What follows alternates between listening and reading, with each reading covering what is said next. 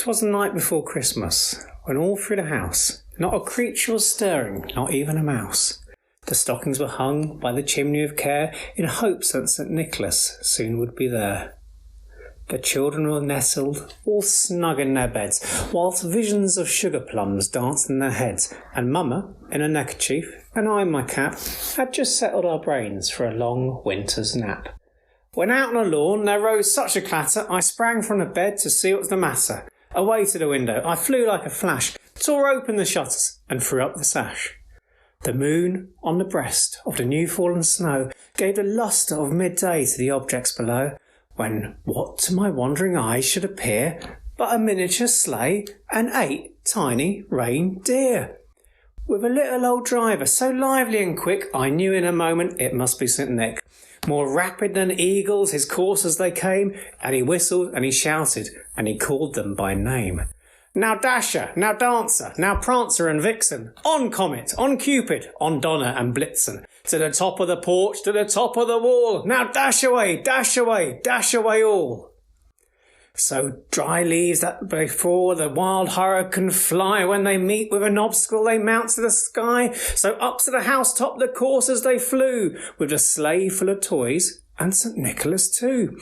And then, in a twinkling, I heard, on the roof, the prancing and pawing of each little hoof, as I drew in my head, and was turning around, down a chimney St. Nick came with a great bound. He was dressed all in fur from his head to his foot, and his clothes were all tarnished with ashes and soot. A bundle of toys he had flung on his back, and he looked like a pedlar just opening his pack. His eyes, how they twinkled, his dimples, how merry, his cheeks were like roses, his nose was like a cherry. His droll little mouth was drawn up in a bow, and the beard of his chin was as white as the snow. The stump of a pipe he held tight in his teeth, and the smoke it encircled his head like a wreath. He had a jolly broad face and a round little belly, and when he laughed it shook like a bowl full of jelly. He was chubby and plump, a right jolly old elf, and he laughed when he saw, in spite of myself, a wink of his eye and a twist of his head soon gave me to know I had nothing to dread. He spoke not a word, but he went straight to his work, and he filled all the stockings, then turned with a jerk, and laying his finger on the side of his nose, he gave a nod, and up the chimney he rose.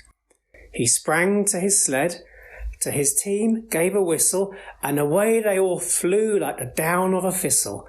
But I heard him exclaim, as he drove out of sight, "Happy Christmas to all, and to all a good night."